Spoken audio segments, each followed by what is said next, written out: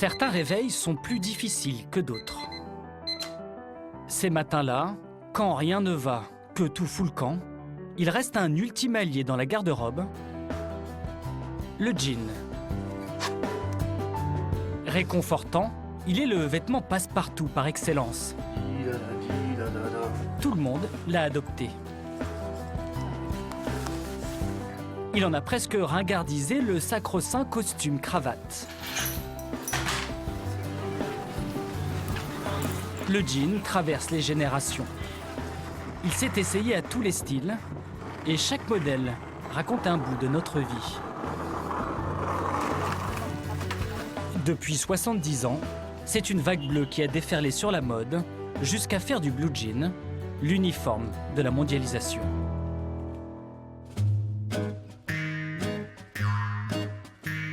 Il s'en vend chaque année 2 milliards sur Terre, soit un jean neuf toutes les 73 secondes.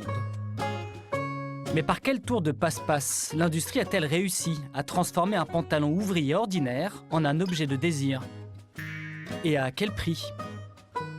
Plus on va lui faire d'opérations pour le rendre le plus esthétique possible, le customiser le plus loin possible, va diminuer d'autant sa durée de vie.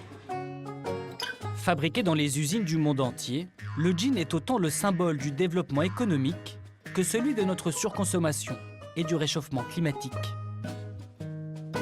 Il est urgent de changer de modèle. On découvre petit à petit le revers de la médaille et l'impact qu'a le produit sur l'environnement. Aux côtés de fabricants soucieux de relancer une filière Made in France plus responsable, et alors que la planète est en surchauffe, nous avons visité les coulisses des ateliers de production de nos jeans avec une question brûlante en tête. Est-il possible de produire un jean plus propre ?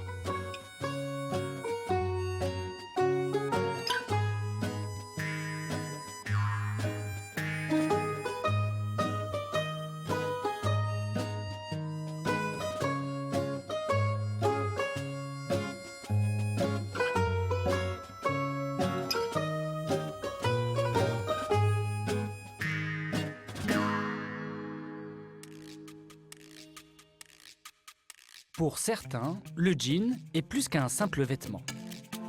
Chez David, par exemple, fraîchement installé à Arras, dans le nord de la France. Ici, le jean est presque un objet de collection. Super, je viens de retrouver ce carton que je cherchais. Donc là, j'ai pas mal de pièces. J'ai des petites pépites. Ça, c'est un très vieux jean de Diesel de la fin des années 80. Mais je t'ai jamais. Mais je t'ai pas. Je jette pas mes jeans et c'est vrai qu'il y en a beaucoup que j'ai portés qui correspondent à une période de ma vie. Donc ça, c'est aussi sentimental que des archives pour moi. Dans ses boîtes, David a une quinzaine de jeans qu'il ne porte plus.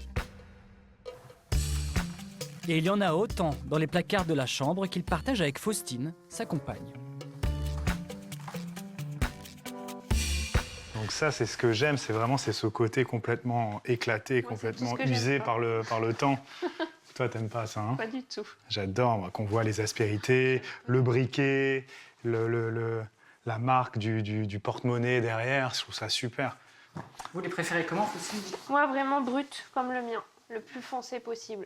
Je préfère qu'il soit taille haute, j'aime pas quand c'est taille basse ou entre les deux. Moi, j'aime bien quand c'est taille haute. Et longueur, j'aime bien, ou alors raccourci, ou alors très long avec des gros revers. Il paraît qu'en moyenne, on compte 7 jeans dans nos placards. Oh, j'en ai une bonne vingtaine, une bonne trentaine. Ce qui est marrant, c'est qu'on peut mettre un jean à n'importe quelle occasion aujourd'hui.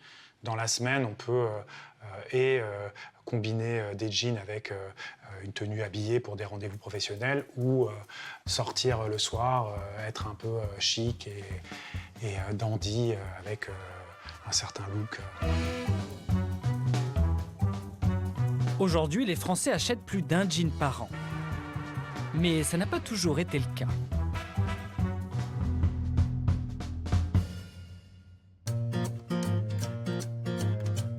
L'histoire du blue jean, c'est sur la côte ouest américaine qu'elle s'écrit, à San Francisco, chez le leader mondial du secteur. C'est là que la marque aux 4 milliards de jeans vendus a construit sa légende au milieu du 19e siècle. À cette époque, les États-Unis voient déferler des vagues d'hommes en quête d'un meilleur destin. C'est la ruée vers l'or. Lévi Strauss, jeune migrant allemand, et Jacob Davis, tailleur du Nevada, sentent le filon. En 1873, ils s'associent et fabriquent un pantalon capable de résister à l'épreuve de la mine. C'est la naissance du jean. Le pantalon Zéro est aujourd'hui conservé au siège de la marque, dans un coffre blindé et inifugé, tel une relique. On a subi un tremblement de terre et un incendie à San Francisco en 1906. Donc on a appris à nos dépens ce que le feu peut faire comme dégâts. Regarde l'épaisseur de cette porte. Ça protège toute notre collection. Et là-haut, c'est la pièce la plus ancienne. Le premier 501 au monde.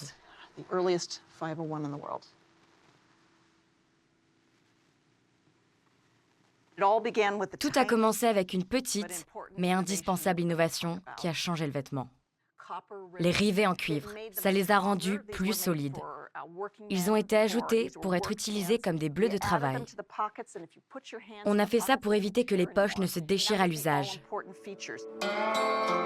Ce premier blue jean ne compte à l'époque que 4 poches. Une à l'arrière et 3 devant, dont une minuscule, aujourd'hui souvent réservée aux briquets. Mais à l'époque, elle avait une toute autre utilité. Là, cette petite poche, ils l'ont ajoutée pour y glisser la montre à gousset. C'était un accessoire indispensable à cette époque. La 5e poche à l'arrière n'arrive qu'en 1901.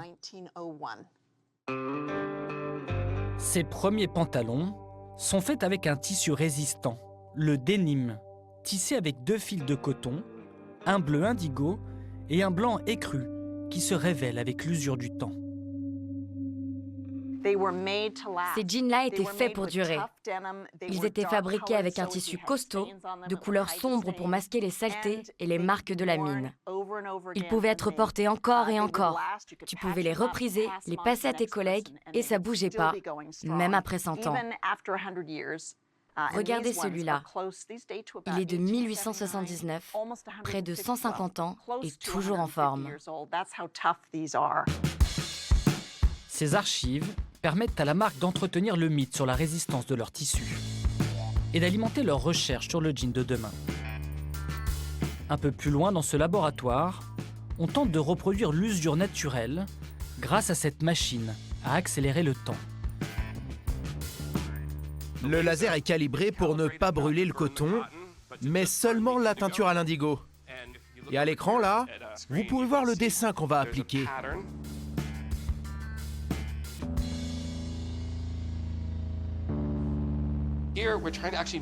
Vous voyez cette ligne-là sur le jean ?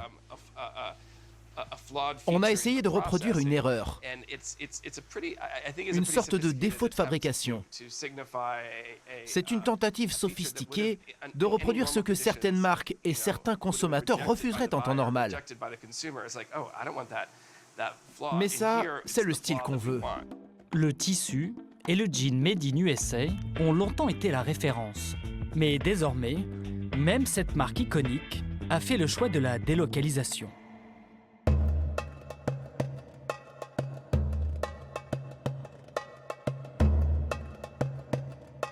Une partie de ces tissus est ainsi produite en Turquie, à Kayseri, une cité industrielle d'Anatolie centrale, l'une des nouvelles capitales mondiales du textile.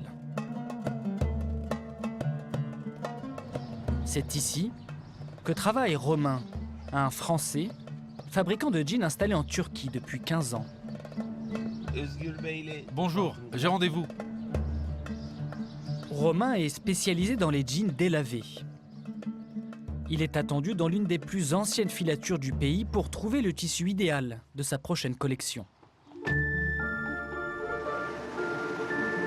Ici, on fabrique du tissu pour le leader mondial et pour une trentaine d'autres marques. C'est un véritable palais dédié au coton. Le plus blanc, c'est le coton américain. Celui qui est un peu plus gris, c'est le coton turc. Et celui qui est crème, c'est le coton brésilien. Un bon tissu, c'est avant tout un bon coton. Et ici, comme pour les grands champagnes, on mélange les terroirs. Celui-là, c'est la meilleure qualité. Il vient de la région d'Égée. La longueur des fibres de coton varie en fonction de leur provenance. Il faut donc trier, laver et uniformiser les fibres avant de les mélanger et les étirer jusqu'à donner un premier ruban soyeux.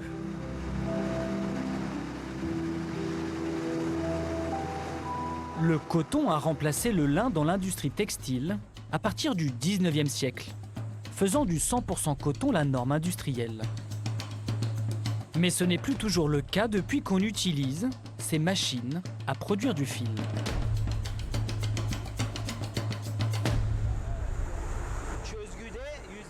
Vous le faites en 100% coton? Oui, oui. Et vous l'avez en stretch aussi? Ouais, on a ça aussi. C'est la petite astuce de l'industrie moderne. On mélange au fil de coton 2 fibres synthétiques. Du polyester, un dérivé du pétrole, et de l'élastane. Donc là, on voit bien le fil élastane, le polyester et le coton autour. Les tissus, ces 20 dernières années, ont gagné beaucoup en élasticité. Et pour qu'ils reprennent leur forme initiale, on met aussi du polyester qui leur donne la force. Ces tissus sont aujourd'hui les plus réclamés par les grandes marques de jeans. Ils sont plutôt bon marché et standardisés.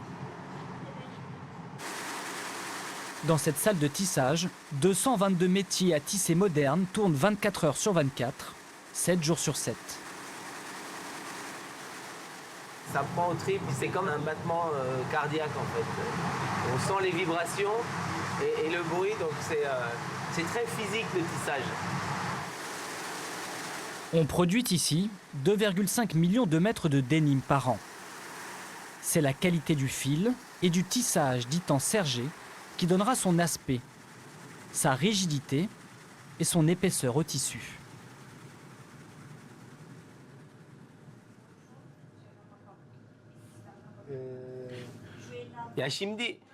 Tu peux me passer celui-là d'abord?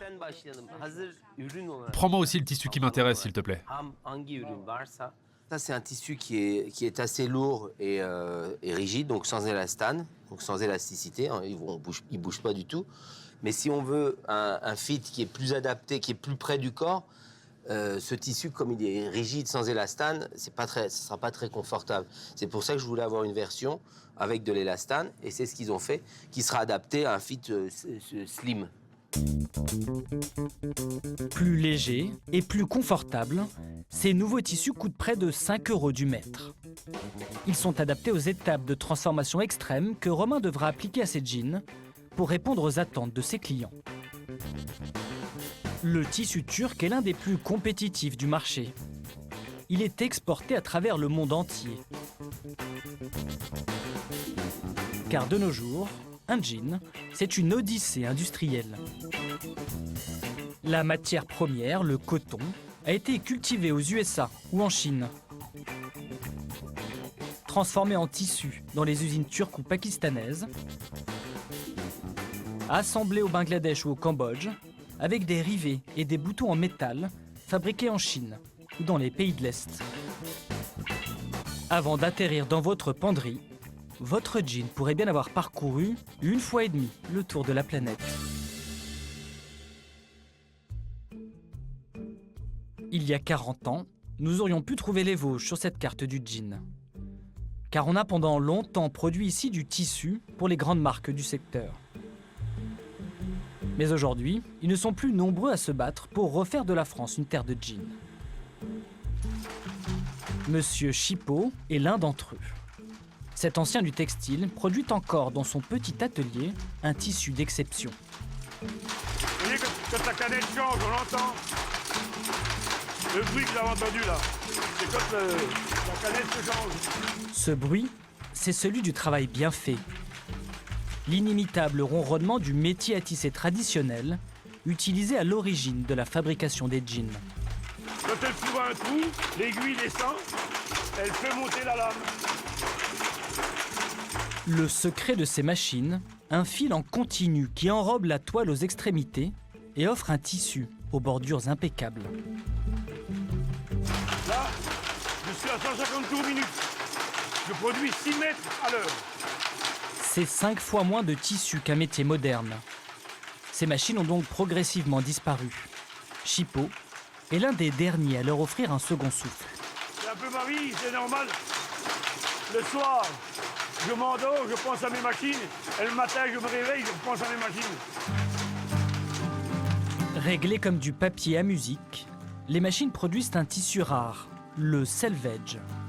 Une toile traditionnelle popularisée par les Américains durant l'après-guerre. Un tissu authentique qu'un jeune producteur de jeans a décidé d'utiliser pour sa nouvelle gamme, 100% made in France. Bonjour monsieur Chipot. Ça va et vous? Oui. Ça tisse bien? On bricole. Ah super. Ah, c'est bruyant les métiers en navette, hein. Donc là on voit bien les lisières du denim selvage, où en fait on n'a pas les franges habituelles que l'on rencontre sur un tissu qu'on trouve aujourd'hui dans le commerce. Et quand il y a des franges, en fait on peut rien faire du côté parce que c'est pas beau. Alors que là, comme il y a des franges, il n'y a pas de franges, et ben en fait le tissu est propre, il est net, il s'effiloche pas. Et on peut même jouer sur des fils de couleurs de chaînes un peu différents. Donc là on a mis du bleu, du blanc et du rouge pour montrer que notre tissu est fait en France. Et grâce à ça, ben, ça fait un joli design qu'on peut mettre ensuite sur le produit fini. Monsieur Chipot est à conserver dans le formol. Faut pas qu'on perde Monsieur Chipot, parce qu'il a un savoir-faire et une connaissance de l'histoire du jean qui est extraordinaire. Et du coup, c'est pour ça que c'est très précieux cette transmission. Le tissu selvage est aujourd'hui devenu l'exception. Il coûte à Thomas Huriez 3 à 4 fois plus cher qu'un tissu turc. Mais il est plus épais, car tissé avec un fil de coton que l'on a retordu plusieurs fois. Et là, vous, rien qu'avec en voyant le tissu, vous arrivez à voir si c'est tissé au métier à navette. Faites comme ça. Ouais. On sent, c'est plus épais. En fait, il y a plus d'aspérité. Il y a plus de relief, ouais. Ouais, c'est ça. Ce qui est étonnant, c'est qu'en fait, un tissu normal, il fait pas ce bruit. Cela fait maintenant 9 ans que le jeune patron tente de relancer la filière du jean en France. Un combat que beaucoup pensaient perdu d'avance.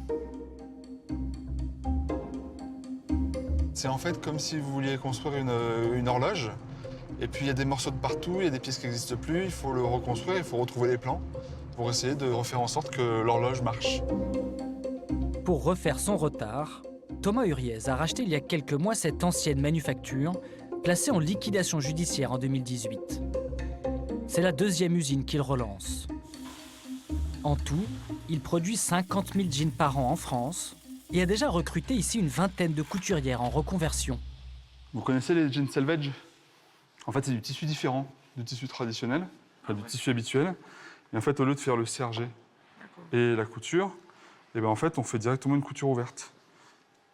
Et du coup, quand on enfile le jean, hop, voilà, et qu'on fait un ourlet, et ben c'est joli.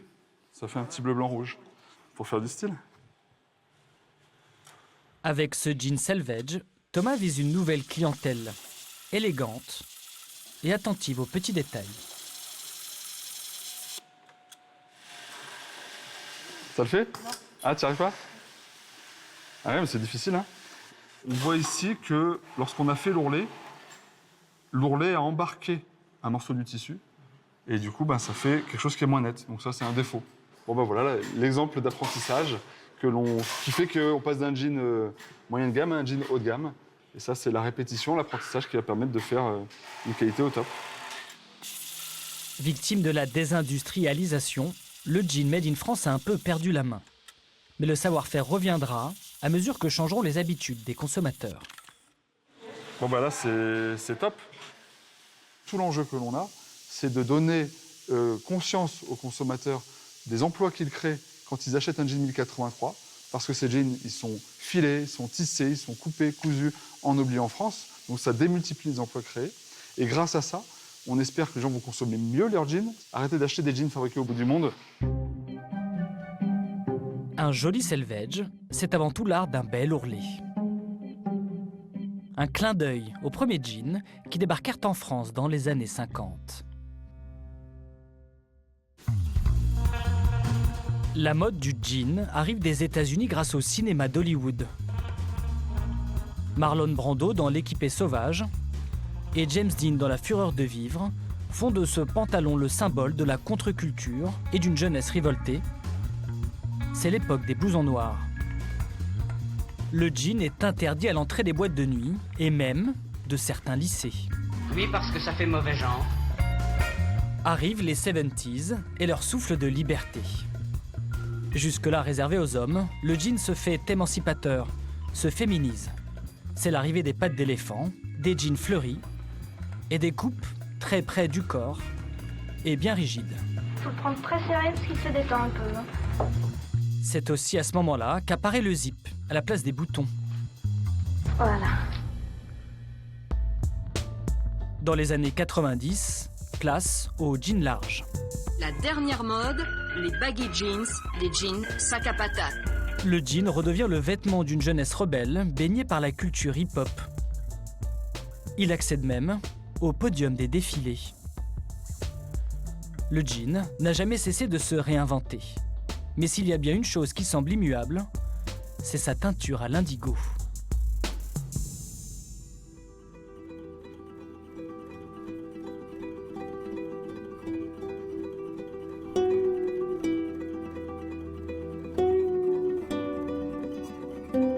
Pour remonter aux origines de cette couleur bleue, il faut se rendre au nord du Bangladesh, au milieu des rizières. Tomohiro Riez, le défenseur du jean made in France, a quitté son atelier des Vosges en quête d'informations sur un savoir-faire ancestral, la culture de l'indigotier, une plante miraculeuse. Ça, c'est l'indigotier. On coupe les feuilles depuis la tige. Ok. Pour l'extraction du pigment, on utilise ce type de feuilles. Et là, regarde. Si tu écrases un peu, tu peux voir la couleur verte qui sort des feuilles. Et en laissant à l'air pur, ça va graduellement devenir bleu. C'est très surprenant de partir du vert. Ça commence même un peu jaune. Et puis au fur et à mesure, le jaune devient vert, de plus en plus foncé, jusqu'à faire bleu. Durant les premières moussons, les feuilles sont récoltées et macérées pour en extraire le fameux pigment indigo. Il faut 200 kg de feuilles pour obtenir 1 seul kilo de pigment. C'est cette culture traditionnelle qui a fourni les premiers fabricants de jeans dès le milieu du 19e siècle. La particularité de l'indigo, c'est que c'est une teinture qui est moins résistante que les teintures qu'on connaît aujourd'hui sur nos t-shirts, sur nos pantalons, etc. Et cette non-résistance, en fait, c'est un atout pour le denim parce que c'est ce qui va permettre qu'il se patine. Et c'est ce qu'on recherche à refaire en France. Cette petite communauté est la dernière du pays à travailler l'indigo de cette façon. Car cette technique artisanale a été abandonnée au profit d'un indigo de synthèse.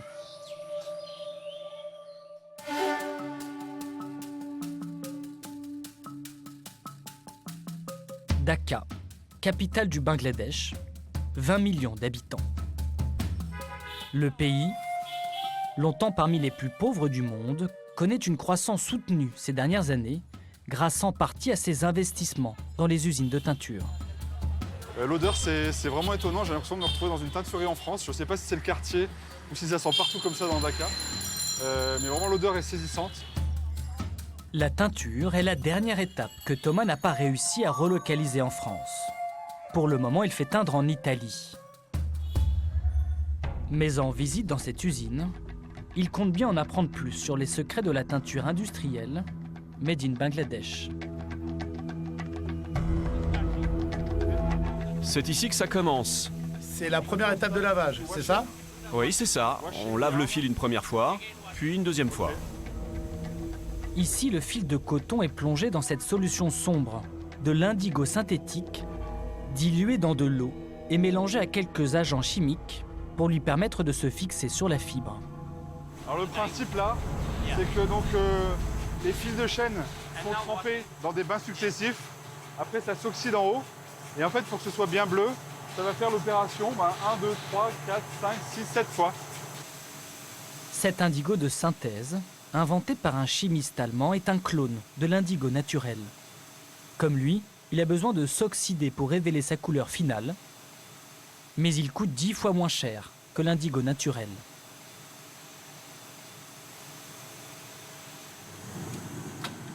Ouh, il fait bon ici. La dernière usine de teinture comme celle-ci a fermé en France il y a près de 20 ans. Ok. Ici, c'est la salle des commandes. Ok. Donc c'est d'ici que vous contrôlez tout? Ok. Ici, on peut moduler la quantité d'indigo de 1 à 4% par solution. Non. Le max, c'est 4%, et ça donne un bleu très intense. Non, c'est vraiment un savoir-faire qu'on a à réapprendre, nous. Donc, le jour où on pourra relocaliser, parce qu'on aura suffisamment de jeans fabriqués en France, vendus en France, là, c'est un savoir-faire qu'il faudra réapprendre, notamment ce genre de détails. Fabriqué à base d'aniline, un dérivé du pétrole, cet indigo industriel est potentiellement cancérigène. Aucun employé n'est autorisé à le manipuler. Et de l'indigo écologique sans aniline, vous n'en utilisez pas? Si, on en a aussi. Mais c'est plus cher. Et la teinture tient moins bien. Mais ça ne donne pas le même résultat? Celui-ci, c'est le meilleur. Et il vient d'où? De Chine. L'industrie du jean consomme 14 000 tonnes de cet indigo chaque année. Car tous nos jeans sont d'abord teints avec cette teinture sombre, même les plus clairs.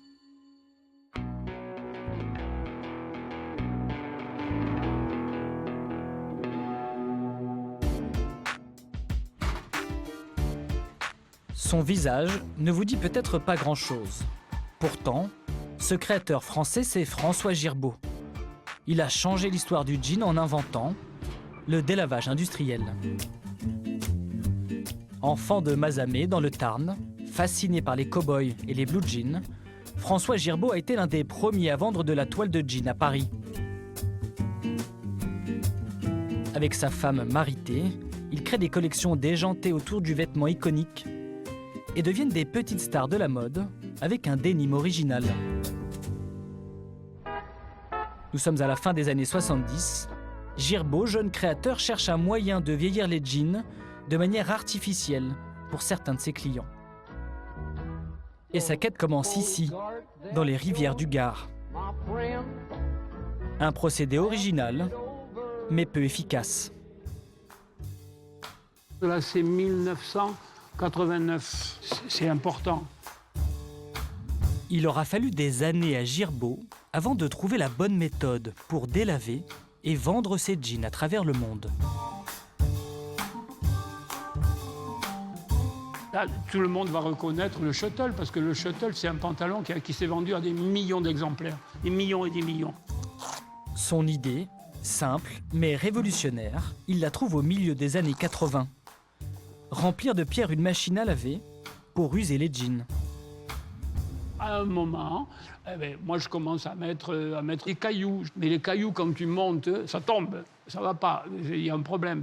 Donc un jour, on est à la laverie et on dit, mais voilà, il y a quelqu'un de nous, Alberto, je ne sais pas qui, dit, il faudrait des pierres légères. On s'est dit, waouh, il faut des pierres légères. On ramène, je sais pas, une poignée de pierres ponces et on la met dans la machine. On fait tourner et quand ça sort, waouh. Il vient d'inventer le délavage stonewash. Après, qu'on l'a appelé le stonewash, pour moi, c'est couillon. On aurait pu l'appeler le lavage avec la pierre. On l'a appelé stonewash parce qu'on est quand même, malgré tout, on est américanisé, quoi qu'il arrive. Quelque part, on a inventé le délavage qui se pratique à peu près partout dans le monde.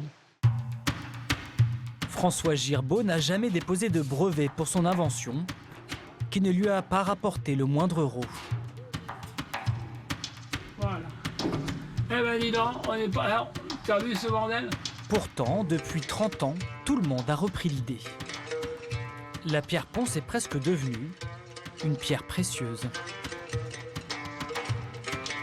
Retour en Turquie, en Cappadoce, au centre du pays. Cette région volcanique est mondialement connue pour ses habitats troglodytes Et pour ces pierres ponces, parmi les plus légères au monde. C'est ici que se fournit Romain, l'entrepreneur français installé en Turquie. C'est une des seules régions au monde où on trouve cette pierre.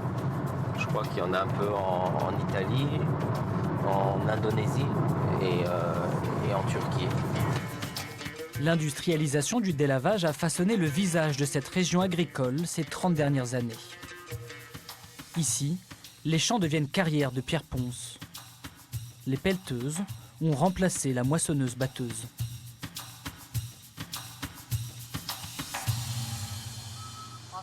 Elles sont brutes, celles-ci? Ouais. On ne va pas tarder à les extraire. Donc là, c'est les pierres ponces, hein, vous voyez, à l'état naturel. Elles sortent comme ça. Hein. Ensuite, donc, ils les prennent à la pelleteuse et ça va passer dans un système de, comme en cuisine, un chinois, en fait, qui va la séparer de manière grossière. L'entreprise d'Osman Korkmaz extrait 10 000 tonnes de pierres par mois pour l'industrie textile. Des pierres qu'il exporte dans les usines de délavage du monde entier, au Bangladesh, en Chine et au Pakistan. Et celles-là, elles sont déjà tamisées? Oui. Ce qui est bien avec ces pierres, c'est qu'elles n'abîmeront pas tes tissus.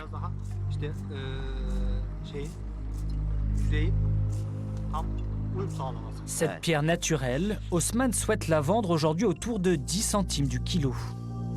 Ça, c'est la pierre qu'on achète, donc qui est la pierre de 20 à 40 mm. Là, il y a environ 500 tonnes ici.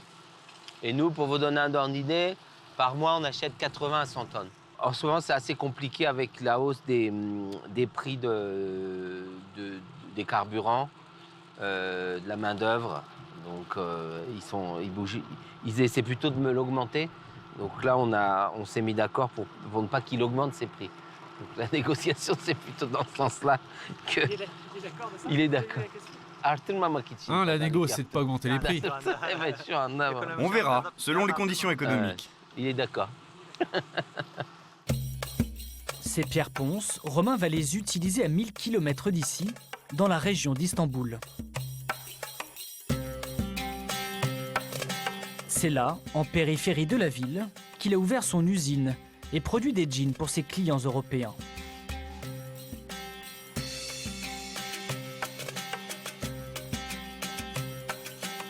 Au menu du jour, tu me files la recette? Un délavage bleach et une bonne dose d'ingrédients chimiques. Pour chaque pantalon, on a une recette de délavage. Par exemple, là, on va d'abord faire un pré-lavage pour ouvrir les fibres du pantalon. Après, on a un lavage avec les pierres ponces pour une demi-heure, avec les enzymes et le dispergateur. Ensuite, on vide la cuve et on va neutraliser la teinture pour neutraliser tous les produits chimiques qui ont été utilisés. Et ensuite, on va ajouter un adoucissant pour adoucir le pantalon. Parce que ça en fait des agents chimiques, non? Ça en fait, ouais. Un délavage réussi dépend de plusieurs facteurs. La quantité de pierres utilisées, les fibres choisies pour le tissu et le temps passé en machine. Pour cette première partie de la recette, Romain a utilisé 40 litres d'eau par pantalon et 200 kg de pierres ponces au total. À la sortie, il obtient un jean légèrement usé, blanchi à des endroits bien précis. Là, c'est un pantalon qui a au total vu 65 minutes de pierre ponce. Donc la pierre ponce donne des effets supérieurs aux extrémités et aux parties épaisses, lourdes, où il y a beaucoup d'épaisseur de confection, aux entrées de poche, sur la ceinture, sur les poches d'eau. Et puis elle donne un effet de plus uniforme sur le tissu de manière générale. Pour obtenir le délavage très clair souhaité par les marques, Romain doit pousser plus loin son processus. Il va placer le jean dans cette machine spéciale, une machine à ozone, un gaz naturellement présent dans l'atmosphère. Eh oui, elle est révolutionnaire, cette technologie est révolutionnaire parce qu'on utilise un gaz pour oxyder l'indigo. Et un gaz qui est généré à partir de l'oxygène, donc il n'y a pas d'eau à évacuer, à traiter. Là, c'est un process qui se fait à sec. Capté dans cette machine, l'ozone reproduit en accéléré l'effet des rayons du soleil sur le textile. Le résultat, une toile qui blanchit et un jean ultra délavé en moins de 10 minutes. Cette opération lui permet d'économiser des cycles de lavage et une centaine de litres d'eau par jean. C'est autant de déchets en moins à traiter. Car chaque jour, sa station d'épuration filtre des milliers de litres d'eau usée et des kilos de boue polluante formée par les résidus de pierre ponce chargés de teinture et d'agents chimiques. Un dispositif de filtration qui n'est pas encore généralisé en Turquie. En 2021, les côtes de la mer de Marmara près d'Istanbul ont vu un mucus jaunâtre se former et recouvrir de vastes pans de mer. Un phénomène préoccupant causé en grande partie, selon les experts, par les rejets de l'industrie textile. Il est urgent de changer de modèle. On parle de la guerre de l'eau au niveau international. Même ici en Turquie, de plus en plus, il est difficile de trouver de l'eau potable. Et juste d'utiliser, de pomper, nous dans notre cas, 300 mètres cubes d'eau dans les nappes phréatiques et le même jour en rejeter 300 mètres cubes, même si ça a été traité, c'est complètement aberrant. Donc on doit minimiser notre impact le plus possible. Mais que pèse vraiment le virage écologique de Romain face aux diktats de la mode? Car un jean troué, même délavé proprement, peut-il être présenté comme un jean durable? Pour répondre à cette question, nous nous sommes rendus à Paris, dans un drôle de lieu où l'on teste la résistance des jeans. Nous avons confié à cet ingénieur textile 2 pantalons, un très délavé et un jean brut. Alors j'ai 2 jeans différents et j'aimerais bien qu'on puisse les caractériser.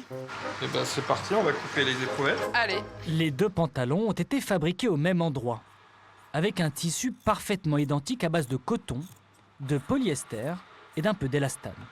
Pour tester leur résistance, nous allons les soumettre à des machines de torture. On va prendre l'éprouvette, on va la placer entre les 2 pinces. Alors là, on a un dynamomètre. Il va symboliser l'usure du temps. Tous les efforts, toute notre vie, tous les jours, fait qu'on tire sur le tissu dans tous les sens. Et donc l'idée de ce test, c'est de vérifier quelle est la force nécessaire et donc anticiper la durée de vie du produit avant qu'il ne casse. Les 2 morceaux de tissu sont soumis à la même force de traction de part et d'autre. Et au bout du compte, le tissu délavé à droite craque bien avant le tissu brut. Ce qu'on démontre là, c'est que plus le jean va être délavé, plus on va lui faire d'opérations pour le rendre le plus esthétique possible, ou le customiser le plus loin possible, va diminuer d'autant sa durée de vie. Résultat, sur les 15 dernières années, on porte en moyenne 2 fois moins longtemps nos jeans, pendant que l'industrie en fabrique 2 fois plus. L'équation est rentable pour le secteur, surtout si on économise sur l'étape la plus consommatrice en main-d'œuvre.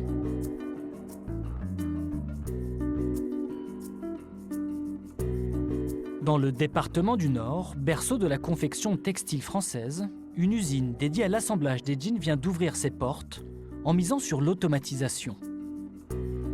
Christian Kinem, le directeur, y prépare une petite révolution, un jean made in France à moins de 60 €. 3, hop là. Un rouleau comme ça, approximativement, c'est à peu près 50 mètres de tissu. Avec 50 mètres de tissu, on va faire l'équivalent de à peu près 35 produits. Cette usine appartient au groupe industriel Mullier, à la tête de nombreuses marques textiles. Grâce aux investissements du groupe, le directeur a pu dépenser 250 000 € dans cette machine. Elle lui découpe sur mesure son tissu, produit en Turquie. Toujours sympa à avoir cette machine. S'en lasse pas. Cet outil lui permet de diviser par 3 les effectifs pour ce poste. Son tissu est découpé sur mesure, pièce par pièce. Des jambes par ici, des poches par là, et quasiment plus aucune perte de tissu.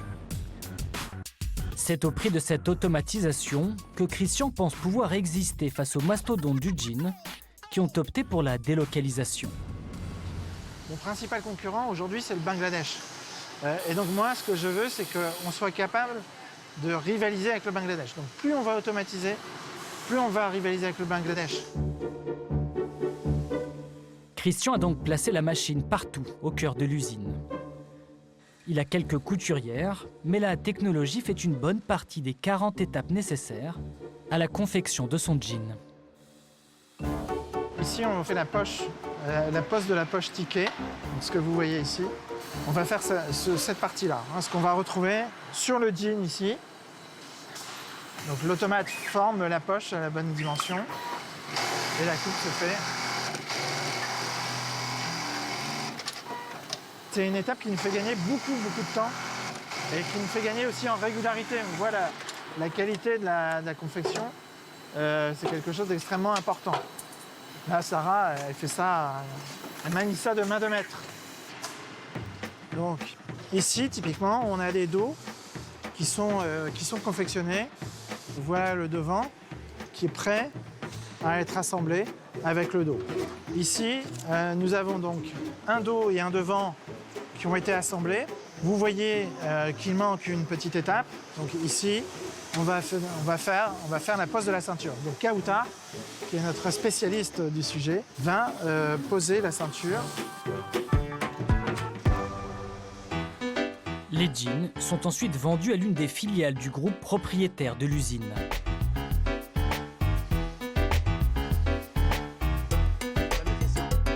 Le découpage et l'assemblage, réalisés dans cette usine du Nord, suffisent à ce client pour proclamer ses futurs pantalons Made in France, drapeau tricolore à l'appui.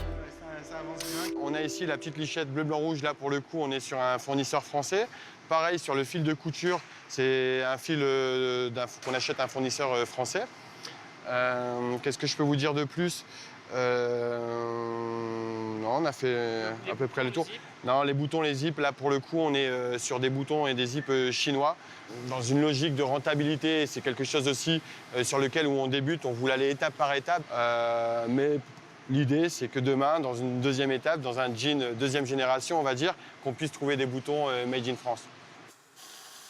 Le jean Made in France dont il rêve ne pèse pas grand-chose dans le secteur. Il est encore loin derrière le jean Made in Bangladesh. Ce pays du sous-continent indien était en 2021 le premier exportateur de jeans vers la France. Le Bangladesh a su se relever d'une terrible tragédie. En 2013, l'effondrement d'un immeuble vétuste coûtait la vie à 1138 ouvriers du textile. Sous la pression des consommateurs, les marques ont exigé de leurs sous-traitants de meilleures conditions de travail. 10 ans plus tard, la situation a-t-elle changé au pays du jean? Pour répondre à cette question, avec Thomas Uriez, nous nous sommes fait passer pour des clients potentiels d'une grande usine de confection du pays. Ah bonjour, bienvenue. Comment allez-vous? Je suis ravi de vous voir, bienvenue. Le patron est indien. Son usine travaille pour 2 très grandes marques. Des installations modernes. Avec son accord, nous sortons notre téléphone pour filmer. Ici, la ventilation est aux normes. La grande fierté du patron, ce détecteur de métal qui scanne chaque jean avant l'export. Pendant la confection, il arrive qu'il y ait des aiguilles qui cassent. Le risque, c'est quand le client l'enfile, aïe! Et après, il se plaigne. Dans cette usine, 6 000 employés produisent 36 000 pièces par jour. Le niveau de finition là, il est assez extraordinaire. Je ne sais même pas si on saurait faire ce niveau de détail là. Mais vraiment, il y a plein de petites finitions qui nous montrent.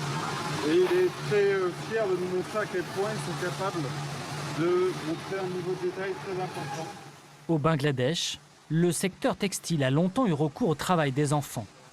Rien de tel ici. Les employés que nous croisons ce jour-là sont jeunes, mais semblent tous majeurs. Vos employés sont très jeunes, hein? Oui, toujours. Après 5-10 ans d'usine, ils n'en peuvent plus. Trop fatigués. Malgré les progrès de modernisation évidents, le travail à l'usine est encore d'une rare pénibilité. Le bruit est assourdissant et certaines besognes d'un autre âge. Dans une partie de l'usine, ces ouvriers délavent les jeans à la main pour répondre aux exigences de la mode. Regarde, tu vois cet effet? Ça ne peut se faire que de cette façon.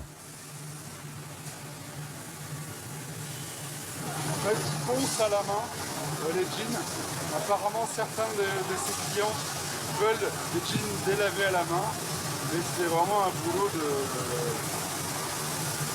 d'esclave, je dirais. Enfin, moi, je trouve ça choquant, en fait. Pendant 10 à 11 heures par jour, ils frottent l'indigo, sans gants, et pour à peine une centaine d'euros par mois. Des salaires toujours misérables, qui permettent de produire des jeans facturés 9 € pièce aux grandes marques, puis vendus plus de 100 € en magasin.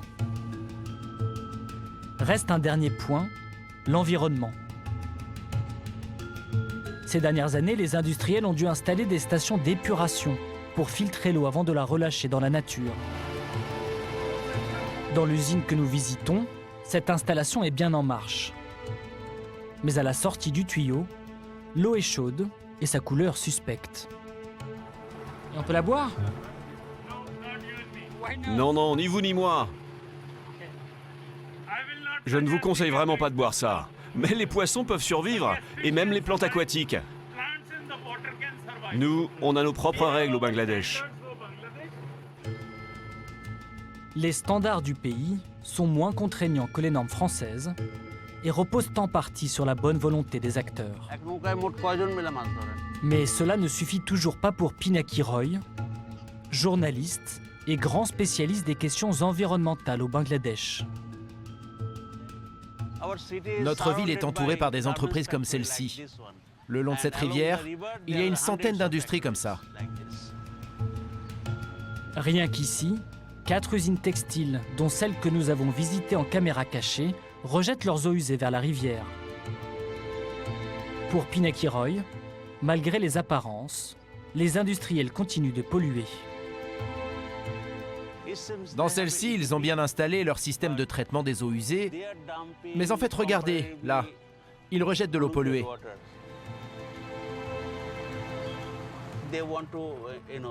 C'est une manière de faire des économies. Ça coûte de l'argent de faire tourner ces machines, alors que cela ne leur coûte rien de polluer. Résultat, ce canal semble empoisonné par l'indigo de nos jeans. Nos analyses de l'eau le confirmeront. Elles révéleront une présence anormalement élevée de polluants industriels.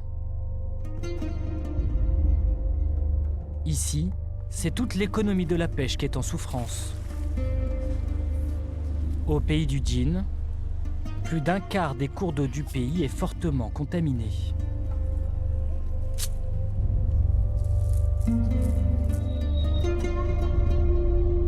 Les marques, depuis 10, 20, 30 ans, ne donnent pas de moyens aux industriels pour faire les choses correctement. Donc il faut forcer les marques à ce qu'elles respectent les conditions sociales et environnementales fortes, par exemple celles de l'Europe, même lorsqu'elles font fabriquer au Pakistan ou au Bangladesh. Grâce à ça, elles n'auront pas d'autre choix que de le faire, et donc de payer ce surcoût environnemental et social, ce qui donnera les moyens aux industriels d'investir sur ces sujets-là.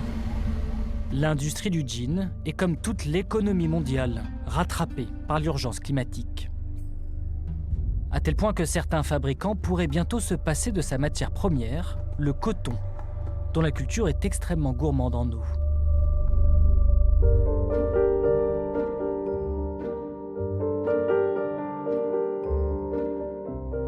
Niché dans les Cévennes, un atelier textile tente de tricoter l'histoire du jean de demain avec des fibres locales.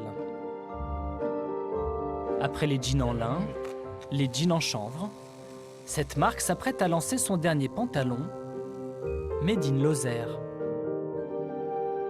Ça, c'est de la toile de laine. En fait, ça, c'est c'est le résultat de la filière, d'une super filière locale là qu'on a mis en place, là, juste en dessus là.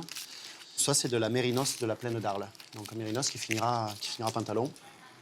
Ce nouveau tissu compte moins de 50% de coton. Julien et sa femme Myriam ont en plus choisi de remplacer l'indigo par un colorant bleu non délavable et appliqué en France. Enfin, le résultat est quand même bluffant. Là, on a atteint quand même le summum de la perfection au niveau... On s'y méprend, quoi. On voit presque pas la laine. C'est pour ça qu'on se lève tous les matins, c'est pour faire ça. Produire un jean en laine coûte encore bien plus cher qu'un jean en coton. Alors, on va voir 2 jeans, le même modèle. Je vous mets à 50 mètres dans la rue, je vous dis lequel est laine, lequel est coton. Enfin, on en arrive à nous un petit peu le Graal que l'on voulait, c'est-à-dire avec cette matière très locale, très artisanale, très rustique qu'est la laine. On fait tomber tous les clichés et tous les stéréotypes. C'est moche, c'est pas vrai. Ça gratte, c'est pas vrai. C'est inconfortable, c'est pas vrai. Et c'est un truc vieillot, c'est pas vrai. Le jean de demain, est-ce qu'il sera en laine? Je sais pas. Il sera sans doute en laine, mais il y en aura aussi plein d'autres. Est-ce qu'il coûtera 220 €? En tout cas, nous, on va bosser ardemment avec Myriam et toute l'équipe pour faire, entre guillemets, le jean le moins cher possible. Mais c'est une évidence que si on va avoir la prétention d'une éco-responsabilité parfaite et d'un circuit court parfait, est-ce qu'on doit se dire la laine doit être au même prix que le coton? Enfin, je pense qu'on n'y arrivera pas. Je pense qu'on n'y arrivera pas. Donc le jean de demain, c'est peut-être aussi celui qui se consommera un peu moins. Et plutôt que d'acheter 5 jeans en coton, on s'achètera un en laine qu'on fera durer. Peut-être qu'elle est là, la mode de demain aussi. Il y a 150 ans, Célestin, l'arrière-grand-père de Julien, confectionnait déjà des bleus de travail sans coton, avec de la fibre locale. Le cycle de la mode étant un perpétuel recommencement, la famille Tuffry fait un pari. Le jean de demain pourrait bien ressembler à celui d'hier.